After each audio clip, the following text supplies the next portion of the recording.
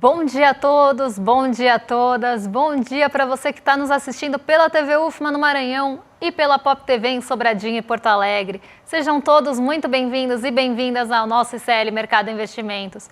Hoje é dia de agenda importante porque saiu o desemprego, a gente vai trazer os detalhes aí das novidades, da PNAD contínua, mas saíram outros dados também importantes. Tem estatística de crédito, saiu o PCI, o Índice de Gastos com Consumo lá nos Estados Unidos, uma métrica que o Fed, o Banco Central de lá, adora.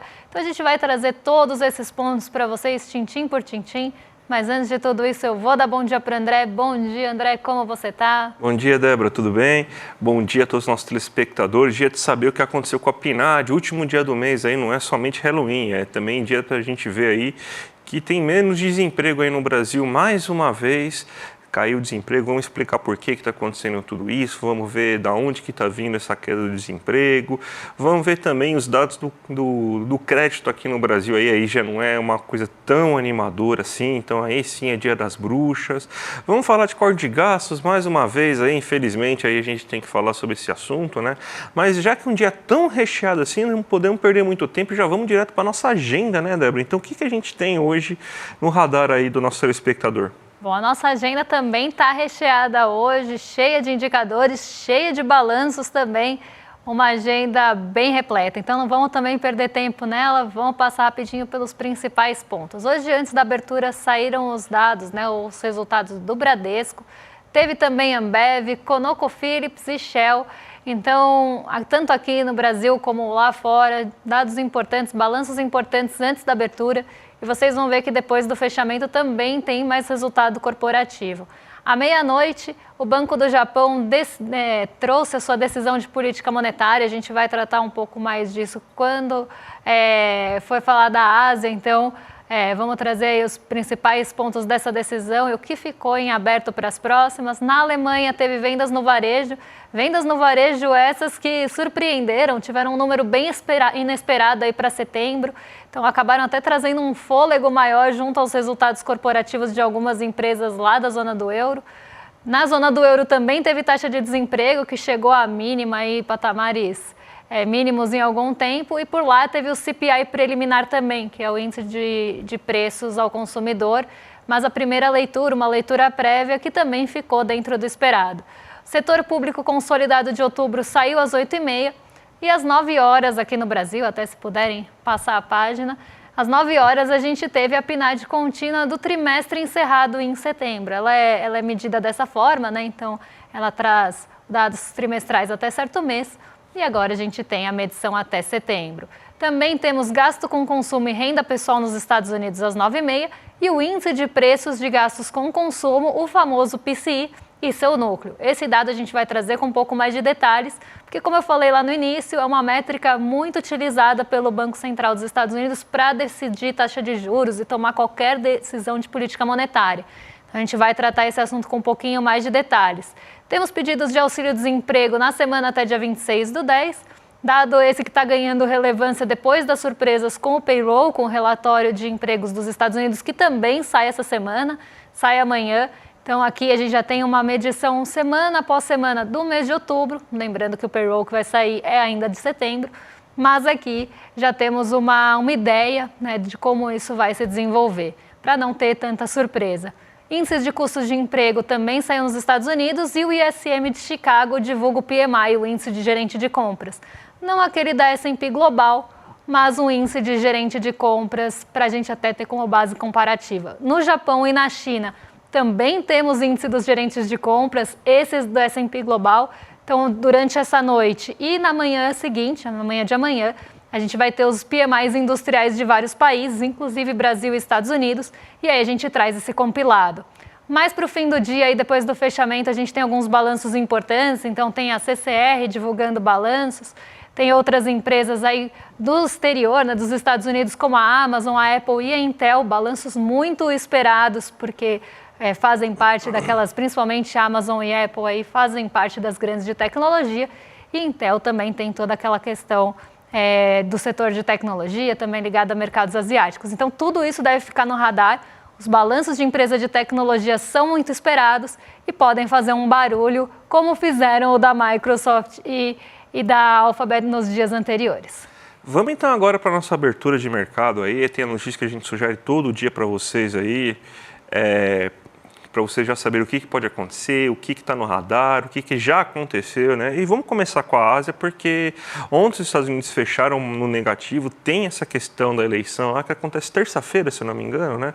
Então vai ter eleição na terça-feira, já está rodando lá, aquele maravilhoso sistema eleitoral que você tem aí por correio, né? Então, esse sistema moderno eleitoral lá, mas já tem eleição lá. E aí tem essa questão aí de que não está bem apertado, então tem muita incerteza sobre o que vai acontecer no futuro dos Estados Unidos. Isso aí está afetando os mercados norte-americanos e a gente sabe aí que muito mercado asiático é muito sensível ao que acontece nos Estados Unidos, né, Débora? Exatamente. Então, essa reta final, né, da corrida presidencial dos Estados Unidos está pressionando de uma forma geral, porque como não tem nada definido, as pesquisas lá estão muito apertadas, tanto ali, dependendo da margem, para a Kamala Harris ou para o Donald Trump, tem essa incerteza geral. E essa incerteza em relação à eleição dos Estados Unidos acaba trazendo incerteza também para os mercados de juros. Então, a gente tem um mundo olhando para essa decisão, não só pelos rumos ali da presidência dos Estados Unidos, mas do lado de mercado financeiro, olhando para as treasuries. Porque caso tenha uma vitória do Donald Trump, isso pode pressionar, sim, as treasuries por questões inflacionárias e até por governos anteriores dele, esse histórico de pressões inflacionárias. Então, o mercado está preocupado com isso. E no caso da eleição de Kamala Harris, dela não ter a maioria do Senado, que também poderia trazer ali algumas dificuldades para emplacar alguns projetos, enfim. Então, o mercado está ali com essa indefinição e isso está pressionando o mercado de juros. Além disso, eu pus o Nikkei 225 aqui não à toa, porque o Nikkei 225 é o principal índice acionário do Japão e ele caiu nessa manhã. Ele caiu 0,5% durante a madrugada, então fechou em queda. O movimento não foi único na Ásia, mas foi majoritariamente negativo. A maioria das bolsas foi para o terreno negativo hoje. E o Nikkei 225 é um bom exemplo disso, porque por lá a gente viu na agenda, teve decisão de política monetária. E o presidente do Banco do Japão, o Kazuo Ueda, apesar de ter mantido as taxas de juros inalteradas por lá, não teve mudança nas taxas de juros, ele deixou em aberto a possibilidade de aumento dos juros japoneses. Então, até me causa muita estranheza isso, porque o Japão ele tem historicamente taxas de juros negativas, vem aumentando sua taxa de juros e deixou em aberto mais uma vez, mesmo deixando a taxa em manutenção dessa vez, para as próximas reuniões, uma possibilidade de aumento nos juros japoneses. Isso acabou causando tanto aquele sentimento de diminuição do apetite pelo risco, então as bolsas acabaram caindo por isso, e porque o iene se fortaleceu frente ao dólar. Se você tem uma expectativa de que a taxa de juros vai subir num país, normalmente recurso é atraído para aquele país, e aí a moeda se fortalece, o dólar enfraquece. Diante desse cenário, como a maioria das empresas do Nikkei 225 são exportadoras, o iene desfavorecido, né? O iene, valorizado e o real desvalorizado, o iene valorizado e o dólar desvalorizado, isso acaba causando um cenário não tão favorável para essas exportadoras. Então, queda na bolsa japonesa por isso, mas não pela decisão de política monetária em si, mas por essa sinalização do Kazuo Ueda de poder subir a taxa de juros nas próximas reuniões, o que me causa certo espanto aí falar isso do Japão. A gente estava tão acostumado com taxa de juros negativa do Japão, daí eles subindo a taxa de juros agora. Novos tempos, né? Vamos agora falar do Brasilzão, que saiu os dados da PNAD, a grande estrela do dia, né? Quem diria? Mais uma vez, a gente tem bons dados do mercado de trabalho. Você tem que agora a desocupação, ou seja, a taxa de desemprego no trimestre encerrado em setembro agora está em 6,4%. É o segundo menor desemprego já registrado desde o começo da série histórica da PNAD, lá em 2012, quando a PNAD começou a ser a forma de medir o desemprego aqui no Brasil. A subutilização caiu mais uma vez também, a gente tem uma subutilização agora de 15,7%.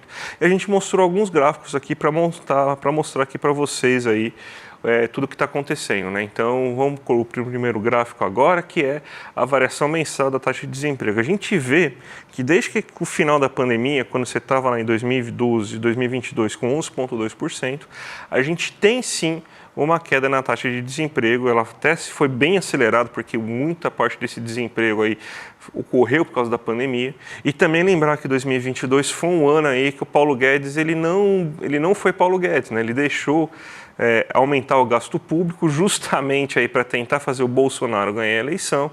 Isso fez aí com que você tivesse uma queda bem acelerada aí da taxa de desemprego, saindo de 11,2 para 8.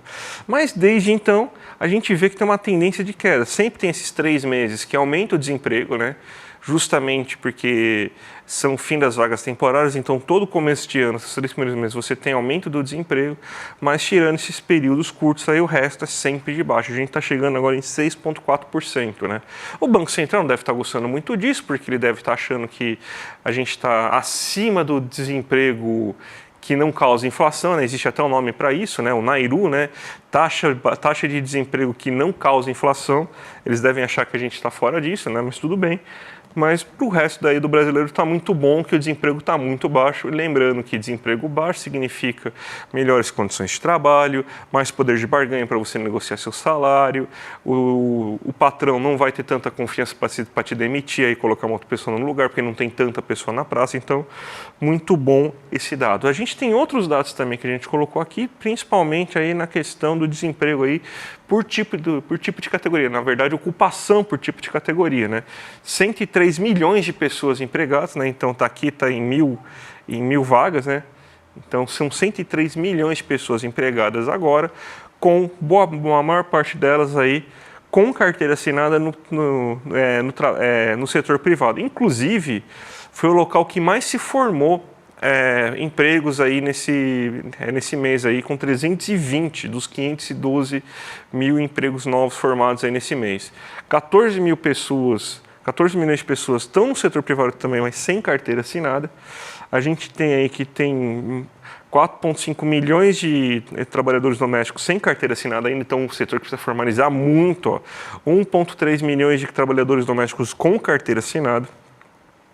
A gente tem aqui, ainda tem um grande nível de pessoas que trabalham por conta própria sem CNPJ, mas a gente teve um aumento na formalização nesse mês, 25 mil postos de trabalho aí de pessoas por conta própria com CNPJ foram formados e caiu 25 mil pessoas aí, então você vê uma certa formalização nesse momento. Funcionário público, a gente tem 7 milhões de funcionários públicos. Se a gente for comparar com o resto, bem baixo, né? Mas a gente fala que está muito inchada a máquina, né? Tudo bem, o pessoal é meio maluco mesmo, né? Então é isso aí que é o nosso retrato aí da PNAD nesse momento, né? E bem interessante a gente ver aí que... também tem o rendimento mensal, perdão, gente. Vamos ver também o rendimento mensal, que teve uma leve queda, mas muito por causa de fatores estatísticos, né? Boa parte. A gente agora tem que a renda total está em 3.132 aí, do trabalhador do setor privado está em 2.794, melhor para quem tem carteira assinada, 3.000 contra 2022. Se a gente for pegar o funcionário público estatutário, 5.800 mil. Do empregador, ou seja, daquela pessoa que tem uma empresa lá e tira o Prolabore, está em 8.000. A pessoa que trabalha por conta própria com carteira assinada, com CNPJ, 4.500, o famoso PJ, 100, está 1.970. Então a gente vê aí que teve essa leve queda, mas ainda continua com uma renda aí bem semelhante com o que a gente teve do mês anterior, ou seja, renda aumentando ainda, não teve um aumento de renda nesse mês, mas desemprego baixo, a situação econômica do país muito bem, setor urbano muito aquecido, diferente do ano passado, que era o setor agrícola que estava aquecido. Tudo isso explica aí essa boa formação de emprego aí no mercado de trabalho, e dessa vez teve uma boa qualidade na formação de emprego, né? Mais pessoas com carteira assinada do que sem carteira assinada no setor privado. Você teve a formação de pessoas aí que trabalham por conta própria, mais com CNPJ, então queda de pessoas sem CNPJ. Um bom resultado, né, Débora? Exatamente. E o setor urbano está aquecido, diferente do ano passado, né? Até ponto que o André trouxe, mas tem gente querendo estrangular o setor urbano com taxas de juros mais altas, o que pode sim aumentar o desemprego e trazer consequências para essa renda real que a gente está vendo também aqui na tela. Então, ponto aí de atenção. E agora a gente vai trazer uma notícia não tão boa, né? Dia das Bruxas, a gente separou uma notícia que saiu ontem, não deu tempo de falar para vocês. ficou para hoje e a bruxa está solta, pessoal, porque a taxa de juros do rotativo subiu de novo do mês passado para esse, já chega a 438% na média, juros bem assustadores para esse Dia das Bruxas, para dar um susto na gente mesmo, lembrando que isso é a média, porque tem muita taxa acima disso, tem abaixo também, mas tem muita taxa ali na esfera dos 1000%. Então vamos ver aí quais são os grandes vilões do endividamento e do crédito brasileiro nesse mês de setembro, dados aí do Banco Central. O cheque especial, aquele recurso emergencial da conta. Então, quando a gente usa ali a conta de forma emergencial, fica no negativo e entra no cheque especial. A gente tem uma taxa ao ano de 137,1% na média. O crédito pessoal não consignado, então aquele crédito livre, aquele crédito que não tem uma garantia, né? Normalmente a gente chama de financiamento pessoal ou de empréstimo pessoal. 94,3% de taxa de juros ao ano. Na média, eu gosto de trazer esse ponto, justamente para a gente ter em mente que tem taxas maiores do que essas no mercado. Crédito pessoal consignado, aquele que desconta em folha do pensionista, do servidor público, do olerite do funcionário ali que trabalha no setor privado, 23,2% de juros. Lembrando que essa taxa aqui tem garantia porque está descontada direto na folha e uma taxa muito alta. Aquisição de veículos, 25,5% ao ano, também uma taxa elevada para um bem ali que fica em garantia do empréstimo. E agora a gente chega nos vilões, junto aí ao cheque especial, eu diria as taxas que mais assustam nesse dia 31 de outubro. Cartão de crédito rotativo com taxa de 438,4% ao ano. Lembrando que essa é uma média anualizada para poder comparar com as outras, porque o rotativo é aquela modalidade que você não consegue ficar mais de um mês. Se você entrar um mês no rotativo, então você pagar o mínimo da fatura ou pagar ali um valor parcial da fatura e rolar para o mês seguinte, o restante da dívida, você não pode fazer isso no mês seguinte novamente. Você vai ter que entrar em outra forma de parcelamento, que normalmente é o cartão de crédito parcelado. Então, primeiro você paga ali uma taxa equivalente a um mês de 438,4%. Aqui ela está anualizada, mas você vai pagar ao mês. Depois, quando você tiver que ter uma alternativa a isso, tiver que rolar a sua dívida ali, parcelar a sua dívida, ela vai entrar nessa bagatela aqui de 185,8% ao ano. E aí não é de se espantar, porque no outro ponto, na outra coluna, a gente tem a inadimplência, e eu quero chamar a atenção para um ponto aqui, que é justamente esse crescimento de 11,5 pontos percentuais no crédito rotativo. Então, ele subiu e subiu bastante. O crédito parcelado e o cheque especial também tiveram altas bem relevantes, né? Altas de um mês para o outro aí na taxa de juros bastante grandes, mas a gente tem aí a inadimplência, que era o ponto que eu queria chamar a atenção, o cartão de crédito rotativo com 54,5% de inadimplência. Então, mais da metade dos brasileiros que entram no rotativo do cartão não conseguem pagar. Por mais que tenha tido uma variação de um mês para o outro, uma variação pequenininha, quem entra mais da metade dos brasileiros que entram nessa modalidade de crédito não conseguem pagar. E não é porque o brasileiro é caloteiro, não. Porque tem muita gente que fala isso. É porque o brasileiro não consegue pagar. A gente está falando aqui na média de 438, mas vamos pegar aqueles exemplos que a taxa é 1000%. Vocês acham mesmo que essa dívida é pagável? Que ela não vai virar uma bola de neve e vai se tornar impagável no médio prazo? Às vezes até no curto prazo, nem precisa de médio prazo nesse caso. Então, né, eu gosto sempre de chamar a atenção porque não faltam vídeos na internet falando que essas taxas são altas porque o brasileiro é inadimplente. Mas é justamente ao contrário. A gente tem uma centralização de bancos, e agora estão saindo os resultados dos grandes bancos, daqui a pouco a gente vai trazer para vocês. A gente tem uma concentração bancária enorme no Brasil. E com isso, um dos fatores que vem junto são essas taxas de juros aqui exorbitantes e assustadoras, que não precisa nem de fantasia, elas já estão assustando por si só. E a gente tem também quase 12% no cartão de crédito de inadimplência, e 13% no cheque especial, que são as maiores taxas. Então aqui a gente vê, né, tem essa dúvida que normalmente fica na cabeça das pessoas, mas não é porque o brasileiro é inadimplente que as taxas são altas, é o contrário. Né, o brasileiro é inadimplente porque as taxas ficam impagáveis. E enquanto eu estiver aqui, eu vou bater nessa tecla, porque todo dia, toda vez que sai alguma estatística de crédito, eu sou impactada por um vídeo chamando brasileiro de caloteiro. E eu não concordo com isso, eu acho que é justamente o contrário. Vamos falar agora, Débora, do nosso assunto preferido. Ah, meu Deus, é hoje, finalmente aí vão decidir, pelo visto aí, a questão aí dos cortes de gastos, né? Vai ter reunião hoje aí para falar sobre isso. Casa Civil, Fazenda,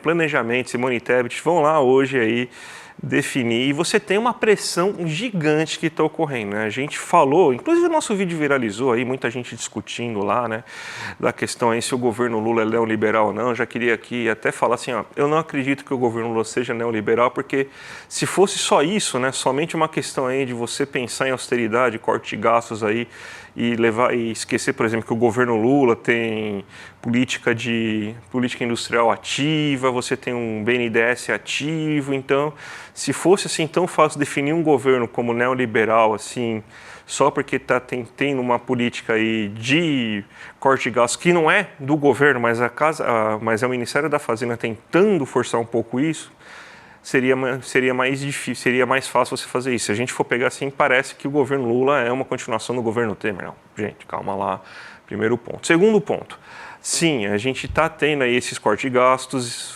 está tendo esse anúncio aí de corte de gastos que vai ocorrer, mas a pressão é gigantesca, porque a grande mídia está pedindo, os bancos estão pedindo, está tendo aí uma grande pressão via câmbio, porque você ouve lá como uma naturalidade absurda, né? Ah, o mercado está ansioso, não gostou aí que está demorando para anunciar corte de gastos, então o dólar está subindo por causa disso. Gente, onde já se viu um negócio desses? Tipo, é uma pressão muito forte que está vindo. A gente sabe do peso do que o mercado financeiro tem, a gente sabe que as condições políticas mudaram completamente também em relação a isso, justamente aí porque hoje é o Centrão, é o Congresso que tem muito mais força do que você tinha em outros momentos. Então você tem uma série de coisas aí que acabam atrapalhando aí. Mas sim, o Haddad e a Tebet estão loucos para fazer esses acenos aí ao mercado financeiro. Então eles compram muito aí, é nosso papel aí de realmente criticar. E vamos ver como que vai sair, né? Porque por enquanto a gente vê o seguinte, que tem várias sinalizações de que a Tebet falando que não vai cortar nenhum direito. Você vê o Marinho lá, que é o ministro do Trabalho, falando que se mexer no seguro-desemprego não vai ser com ele lá, porque ele vai pedir demissão. Mas vamos ver qual que vai ser o resultado aí desse corte de gastos, né, Débora? Exatamente. Eu até estava comentando com o André ontem, né? Porque esses dias que eu estava apresentando o programa de casa, eu deixei a TV na minha casa, enquanto eu não estava no programa, ligada em alguns veículos de notícia. Então eu ia transitando entre alguns veículos de notícia ao longo da manhã.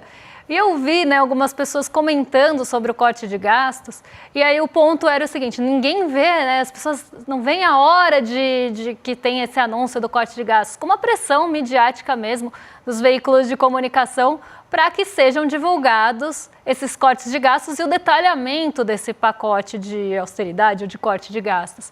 E a gente vê também, por outro lado, né, eu que acompanho muitas notícias de mercado financeiro, acabo vendo que todo dia isso é repetido, inclusive as projeções do mercado para os cortes de gastos. E aí eu vi uma frase muito interessante, que era a seguinte, se ficar abaixo de 30 bilhões, então o mercado pelo menos está esperando 30 bilhões ali de corte. Se ficar abaixo disso, já pode esperar que vai ter ali chiadeira, já vai ter, a frase obviamente não era essa a minha interpretação, mas vai ter chiadeira, vai ter pressão cambial. Então o mercado ele já colocou ali o mínimo que ele aceita para esses cortes, para não continuar fazendo essa pressão, principalmente cambial. E aí, como o André falou, isso é tratado com maior naturalidade. Não estou agradado pela política fiscal, eu quero que tenha austeridade, eu quero que tenha corte de gastos, então eu vou pressionar via câmbio, porque aí eu consigo também mexer com as expectativas de inflação e usar isso de justificativa para pressionar também taxa de juros. Gente, a nossa taxa de juros futura chegou a 13%. Não tão distante da gente, foi durante as minhas férias, e não está tão longe disso agora não. Então o mercado está pressionando sim, e não é pouco. Inclusive o Haddad ontem falou sobre forçação boba, né? Ele falou, o mercado está fazendo uma forçação boba em cima do fiscal, porque eu estou comprometido com o arcabouço, ele vai acontecer. Mas o que assim, me causa bastante até chateação, e eu acho que esse é o motivo de crítica aqui que a gente tem que ter, né, que sim, tem algumas posturas aí que a gente não gostaria de ver nesse governo como corte de gastos, principalmente estourando para o lado mais fraco da corda, que é normalmente onde a pressão do mercado atua. Mas vamos lá, né? Quando saírem esses detalhamentos, podem deixar que a gente vai contar para vocês. Débora, acho que o PC vai ter que ficar para amanhã, até pelo tempo, mas a gente tem o quê? 2, 3 minutinhos para fazer o giro, que faz tempo que a gente não faz o giro, né? Vamos lá ver como que está o nosso amigo mercado nessa manhã, dessa manhã de hoje. Ó, 0,02, o nosso querido amigo mercado tá bem, hein? Tá indo de lado como um siri. Faz alguns dias já que o nosso mercado está andando de lado. Ontem fechou com uma queda de 0,07, ficou bem perto do 0 a 0 e hoje continua nessa indefinição. E por que continua nessa indefinição? Bom, vamos lá, porque eu vou ter que falar do PCI para explicar o movimento de mercado hoje, mas eu vou falar bem brevemente. O índice de gastos com consumo pessoal, como eu já adiantei, ele é um dos principais pontos que o Banco Central dos Estados Unidos gosta de olhar para a decisão de política monetária. Ele está desacelerando, ele teve uma desaceleração no último ano e teve, inclusive, alguma desaceleração do mês passado para cá. Só que algumas métricas, como o núcleo, aquele que exclui os preços mais voláteis, ele teve uma pequena alta em relação ao mês passado e ficou ligeiramente, 0,01, acima das projeções. Mas já foi suficiente para trazer uma dúvida do próximo corte de juros lá nos Estados Unidos. Então, as treasuries elas voltaram a pressionar hoje, elas já estão bem pressionadas por conta das eleições e por outros motivos de indefinição, principalmente na política monetária. Então, como se tem essa dúvida, não se sabe se vai cortar juros na próxima reunião do FONC, a taxa de juros futura, né, que a gente mede pelas treasuries, que são os rendimentos dos títulos de dívida dos Estados Unidos, acabam pressionados. E, por mais que a gente tenha uma expectativa majoritária de corte de 0,25 ponto percentual, 96% de probabilidade de corte, 4% de manutenção, mas ainda assim, essa dúvida pairando está fazendo com que as taxas de juros subam. E tem toda uma pressão e correção nos mercados ali nova-iorquinos. Então, a Nasdaq cai hoje, o S&P cai hoje e a Nasdaq tem um ponto a mais aqui, um ponto adicional. A gente teve alguns balanços saindo ontem, como o Microsoft, a gente teve da Alphabet também aí nessa semana, eles acabaram frustrando um pouco. Então, a Nasdaq está preocupada, está em queda aí por conta dos balanços que saem no fim do dia hoje. Então, já se preparando também para receber esses balanços. O dólar, ele está subindo, e aqui não precisa nem falar, porque eu acho que a gente já explicou bastante desse movimento de dólar.